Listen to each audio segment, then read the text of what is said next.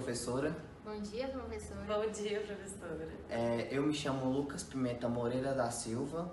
Essa é a nossa colega Yasmin Martins Portela e a nossa amiga também Tainá Araújo Serpa. Nós iremos apresentar o nosso tema da sistematização 2, que escolhemos o tema produção de pisos intervalados do tipo Pavieso como utilização de resíduo de mármore e granito.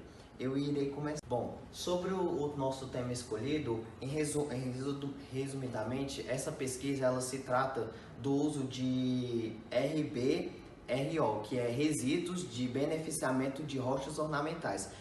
E essa pesquisa foi feita no estado de Espírito Santo, porque Espírito Santo é o maior estado brasileiro que produz rochas ornamentais.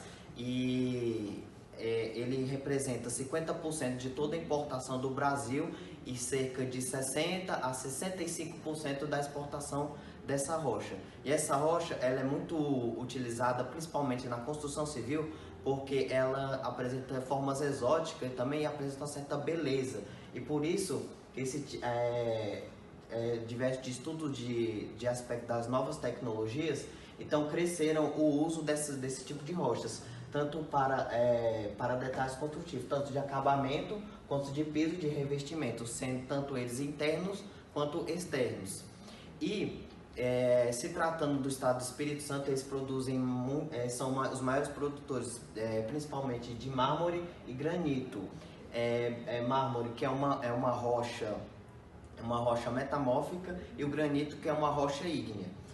E pelo fato de elas são diferentes, elas apresentam características diferentes, mas para um beneficiamento igual, que é o de decoração.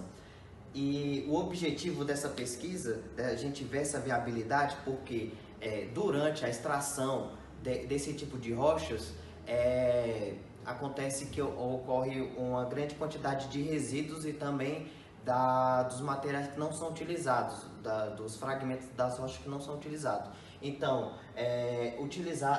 o princípio dessa pesquisa é utilizar ele para a produção de blocos de concreto intertravados do tipo Pavieso, como forma de substituição de agregado miúdo.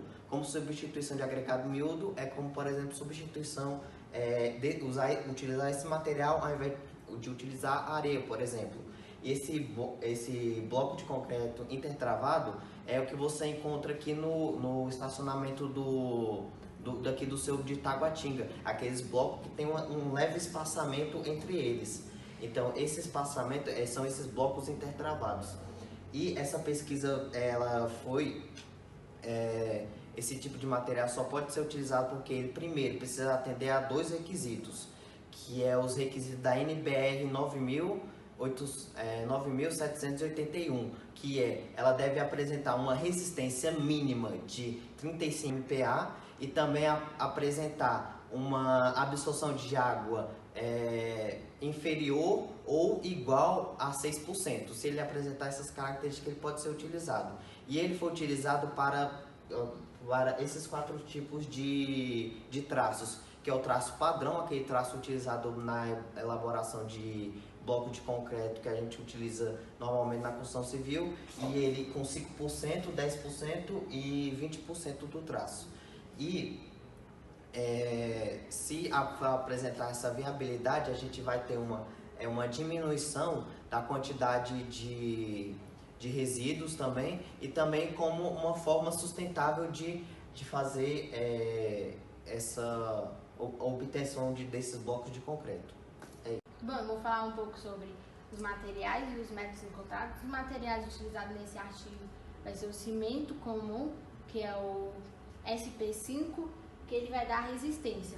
O agregado miúdo, que ele vai ser retirado de um rio doce na região e posteriormente serão lavados e colocados numa estufa com aproximadamente 105 graus Celsius. Já os agregados graúdos vai ser utilizada a gneiss, que tem origem de uma rocha diabásica. Com isso, através da coleta desses materiais, eles serão guardados em sacos plásticos e expostos a uma radiação solar, obedecendo às regras da DNT. que é passar por uma peneira onde possui cerca de 0,075 milímetros. Nesse artigo, no caso, aconteceu que só 40% dos materiais passaram por essa peneira. Logo, ele não pode ser considerado silt, sendo considerado assim uma areia fina. Bom, segundo o SAM, quando o material apresenta 65% superior a dióxido de silício, ele é considerado um material ácido. Por ele ser considerado esse material ácido, ele vai ter uma camada fina e com isso apresenta uma reação polozônica, dando assim mais resistência ao concreto e mais viabilidade. Já os métodos, temos os traços, a absorção da água e a compressão. O traço, ele vai ser usado através da metodologia de Abras, onde ele vai verificar se o material é resistente à compressão. Já a absorção da água, ele vai passar por um período de 7 dias de cura, que posteriormente vão pegar 3 materiais com traços diferentes e submeter a água com uma temperatura mais ou menos de 25 graus Celsius durante 24 horas. Depois dessas 24 horas, eles serão submetidos a uma superfície para secar e também vão ser utilizados materiais que irão drenar essa água. E com isso eles irão pesar. Depois de 2 horas eles irão pesar novamente, só que foi visto que nesse artigo, na hora que ele foi pesar pela segunda vez, não teve uma diferença teve uma diferença só de 0,5%. Depois disso eles irão pegar esse material, colocar numa estufa novamente durante 24 horas, com uma temperatura de 105 graus Celsius, e irão pesar novamente. Depois, mais 2 horas, irão pesar novamente para ver se há uma diferença de massa. Só que só houve uma diferença de 0,5% também. Já a compressão, eles irão usar uma máquina, né? E ajustar com o eixo da máquina, realizando a compressão sem que haja um quebramento. Olá, eu vou falar um pouco sobre os resultados. Como o Lucas já falou, aqui essa primeira tabela fala sobre o ensaio de absorção. TP significa o traço padrão, ou seja, com os agregados que já são utilizados. E aqui T5, T10 e T20 são as proporções de RBRO que foram utilizados ao invés do agregado miúdo. E aqui nós podemos observar que o TP ele mostra a melhor absorção, porque a menor absorção significa um melhor desempenho. Mas nesse caso, mesmo os outros traços possuindo uma absorção de água maior, ele foi aceito pela norma, porque ele não passa de 6%, como o Lucas já explicou. Então, nesse caso, para o ensaio de absorção, todos os traços passaram. Esse gráfico, ele representa o gráfico de resistência à compressão axial. Essa linha pontilhada é a resistência requerida pela norma, que é de 35 MPa. Nesse caso, o traço padrão, nós podemos observar que para 7 dias, o mais claro representa 7 dias, o mais escuro 21 dias. Para 7 dias, ele não alcançou a resistência requerida, mas para 21 dias, sim. Essa amostra é com 5% de RBRO, ao invés de agregado miúdo. E aqui nós observamos que tanto para 7 quanto para 21 dias a resistência aumentou, o que é um bom sinal.